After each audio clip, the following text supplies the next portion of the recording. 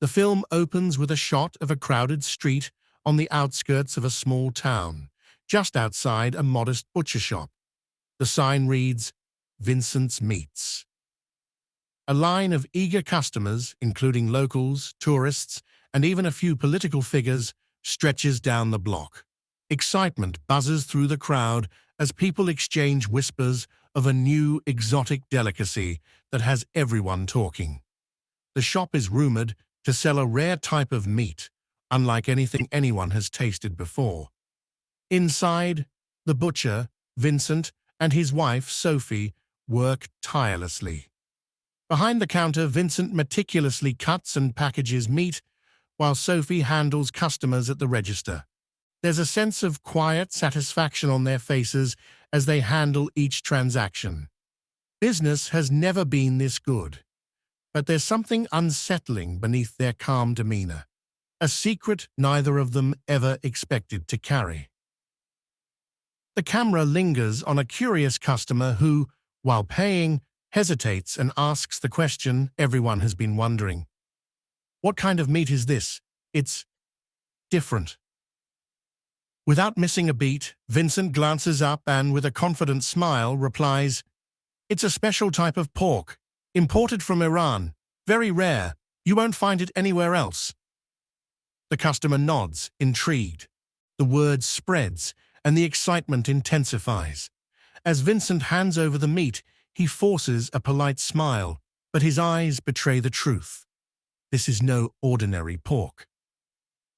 A few months ago, things were very different for Vincent and Sophie. Business was slow. The butcher shop, once a staple in the community, had lost its charm, and the few customers they had were dwindling. Bills piled up, and the couple faced mounting pressure. Every night, they sat in their modest apartment above the shop, discussing ways to save their failing business. One day, everything changed. A group of radical vegan activists stormed the shop, throwing fake blood, vandalizing the windows, and yelling accusations about the evils of meat consumption. Sophie screamed as the activists trashed their small store, while Vincent, enraged, chased after them into the streets. In the chaos, he managed to tackle one of the masked attackers. A brief struggle ensued, and in a freak accident, the activist died. Vincent stood over the lifeless body, his hands trembling. When Vincent returned home that night, Sophie saw the horror in his eyes. She knew something had gone terribly wrong. They both feared the consequences. But it was Sophie who, after a night of sleeplessness, came up with an idea that would change their lives. "Maybe we could get rid of the body," she whispered. "Maybe no one will ever know."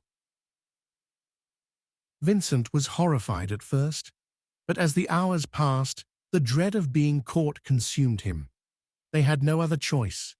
Late that night, under the cover of darkness, Vincent brought the body into the shop. He began to butcher it, hands shaking as he worked through the night. The next morning, Sophie sold the first batch of what she thought was leftover pork. By pure accident, a regular customer, Mrs. Quenher, purchased the human meat, mistaking it for Vincent's usual cuts. The following day, Mrs. Quenher returned, raving about the new flavor and asking for more. This was the moment that set everything in motion. The taste was distinct, unlike anything the customers had ever experienced, and they loved it. They became local celebrities, and the once empty butcher shop now had lines out the door. Even competing butchers struggled to keep up, as Vincent's unique product cornered the market. At first, it was just an accident, a terrible mistake they swore would never happen again. But with each passing day, the temptation grew stronger.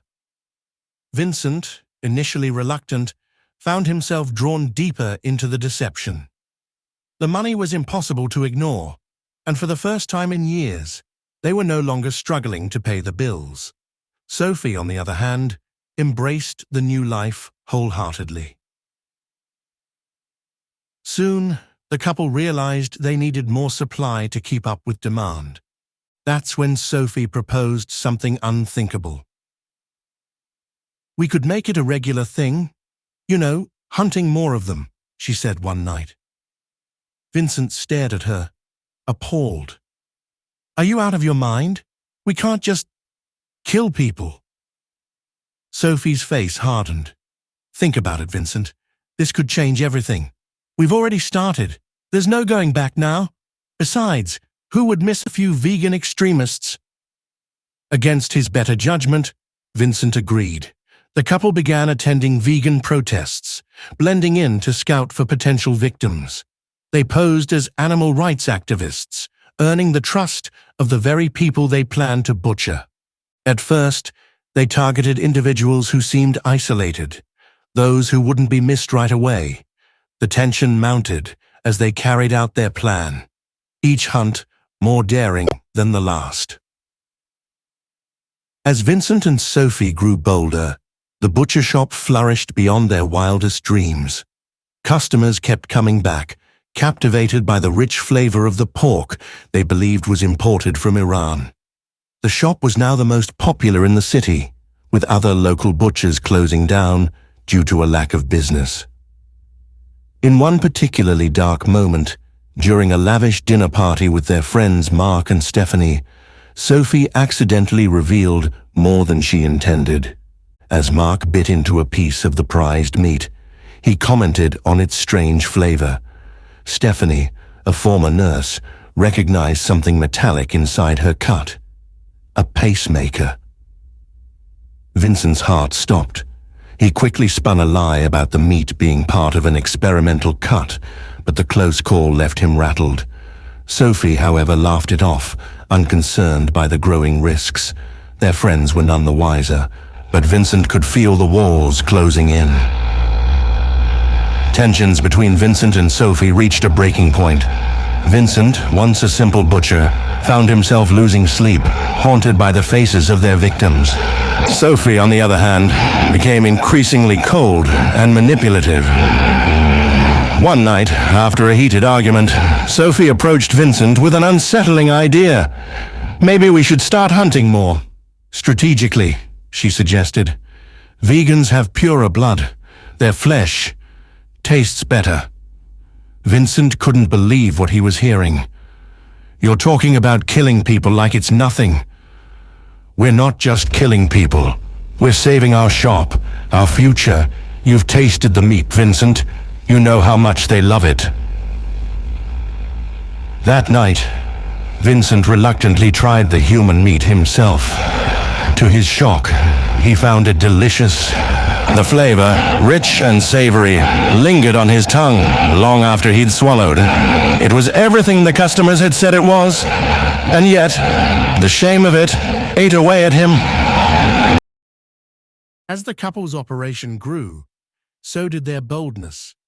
They attended vegan rallies, protests, and festivals, picking off targets one by one.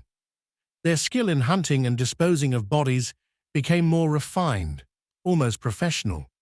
They had perfected the art of blending in, of making their victims disappear without a trace. But their success came at a cost.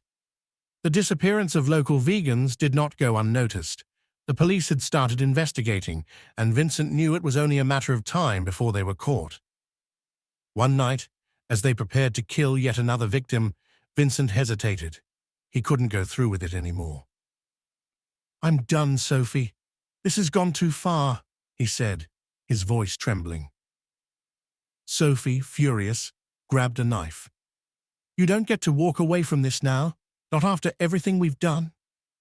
Just as the argument escalated, their daughter Chloe arrived home unexpectedly with her vegan boyfriend Lucas.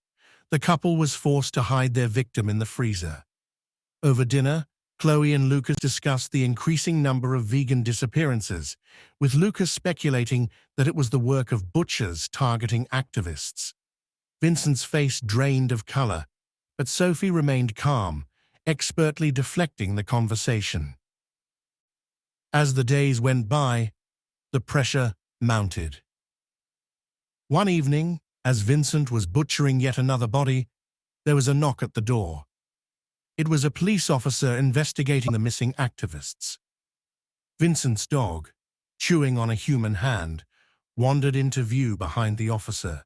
In a moment of panic, Vincent managed to cover it up, but the officer's suspicion grew. That night, Vincent made a decision. He would turn himself in. He couldn't live with the guilt anymore. But before he could act, Sophie, in her desperation to keep their empire alive, made one final, horrific move. She planned to kill their daughter's boyfriend, Lucas. The film ends as the couple's crimes are finally exposed. Sophie and Vincent are arrested, their shop closed for good. As they sit in their jail cells, awaiting trial, the full weight of their actions hits them. They had built their empire on blood, and now it was all over. In a final twist, it's revealed that their friends Mark and Stephanie, envious of their success, were the ones who tipped off the police, ensuring the butcher couple's bloody reign.